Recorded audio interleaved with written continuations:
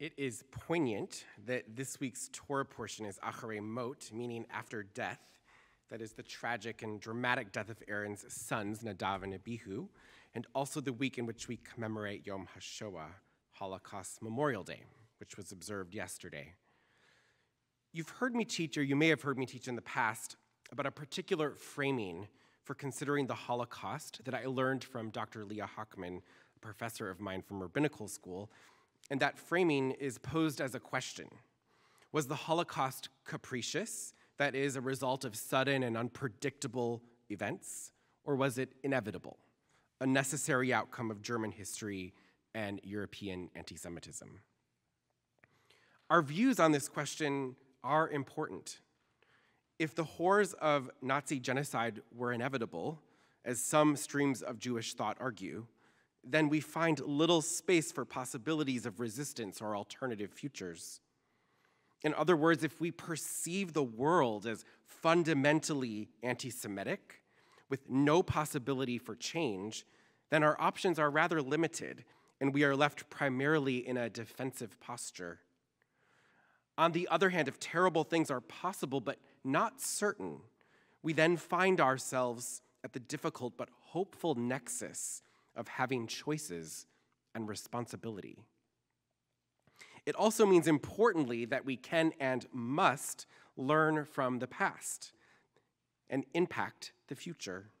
And somewhat controversially, it means that we must be able to compare contemporary problems in our world to the past, including the Holocaust, so that we are able to identify patterns that should concern us and then use our wisdom and our love and strength to chart a course towards that which is good. Our Torah portion may point us in a similar direction. Acharei Mot, after death, after a tragedy, who are we? How do we grow? And so it's in this context that I want to speak to you about a contemporary issue in our country today, and very specifically in connection to Yom HaShoah, and that is the current political environment for lesbian, gay, bisexual, transgender, and queer youth in the context of a massive rise in LGBTQ and especially transgender legislation.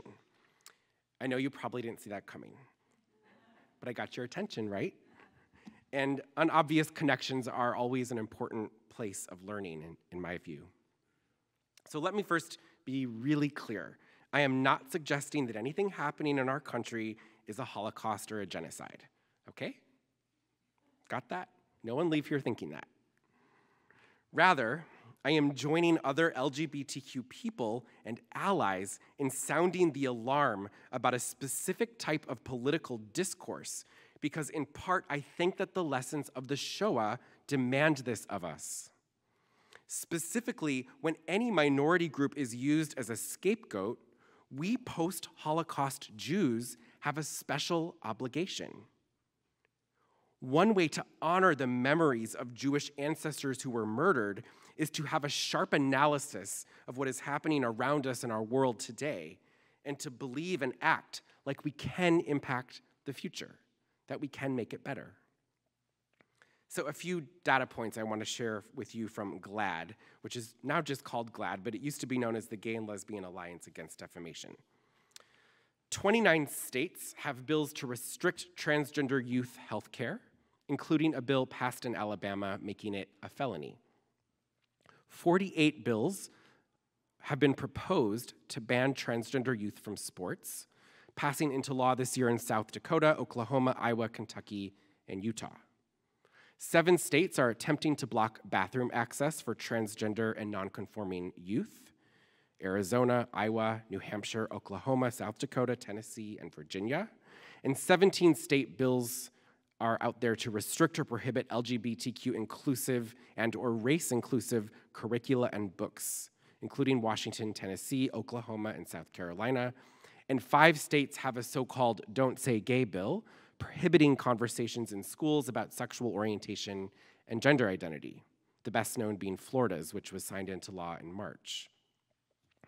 Critically, this environment creates a dangerous situation for LGBTQ people, and especially for youth. Regardless if the legislation passes, and much of it hasn't, it contributes to serious mental health issues. A 2021 survey from the Trevor Project, a leading crisis and suicide prevention organization serving LGBTQ youth, showed 85% of transgender, non-binary, and gender non-conforming youth report declining mental health from state bills proposed to restrict the rights of transgender people.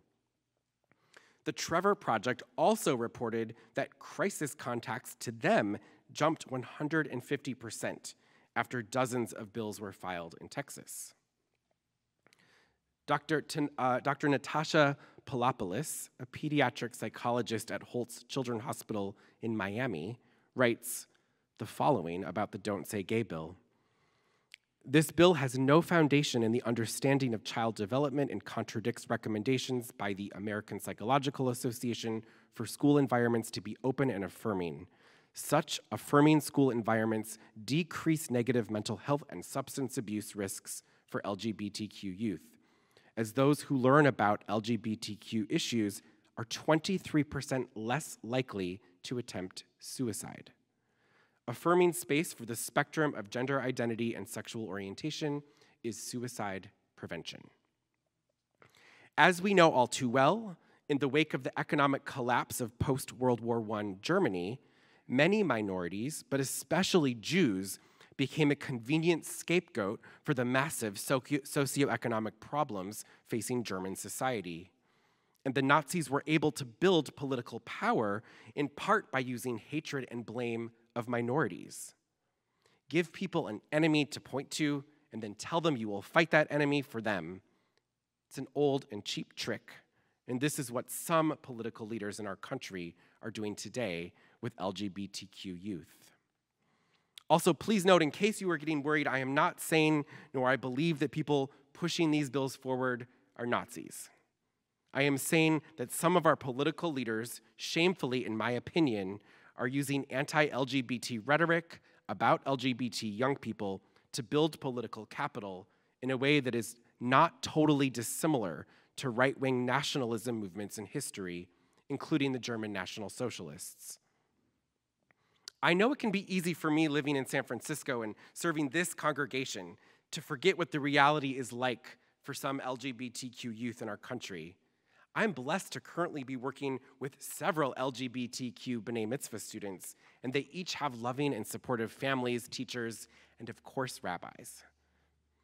That's not to say our LGBTQ kids don't face real challenges, even in San Francisco, but nationally, we remain in a moment in American political discourse in which some people's lives are viewed as expendable for the sake of political expediency.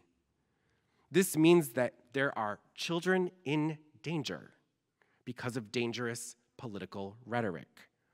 And we Jews know something about this. Being Jewish does not mean that you need to affiliate with any political party. And I know that we are a diverse, politically diverse congregation, and it is truly something I treasure.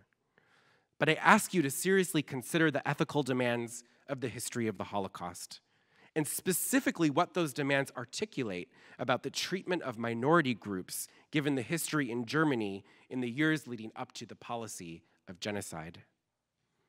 If political futures are not inevitable, this also means that we can't take anything for granted.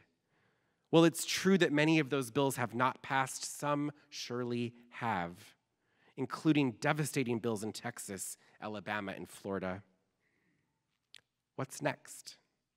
What future does this portend for our country, and what are you, with your Jewish memories, going to do about it?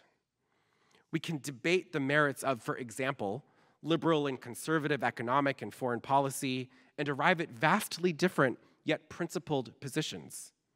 But I do not believe that using minority groups and people's unfounded fears about us can be ethically justified in a Jewish framework. It is an affront to our tradition's commitment to upholding the dignity of all people, and it is an abandonment of our post-Holocaust moral commitments, especially and including never again. On this 72nd observance of Yom HaShoah, We remember millions, if we can even conceive of such tragedy. Some in our community remember family members. Some in our community are survivors. We are all inheritors of these memories and the ethical imperatives they create. I'll leave you with these words of Elie Wiesel. Wherever men and women are persecuted because of their race, religion, or political views, that place must, at that moment, become the center of the universe. Shabbat shalom.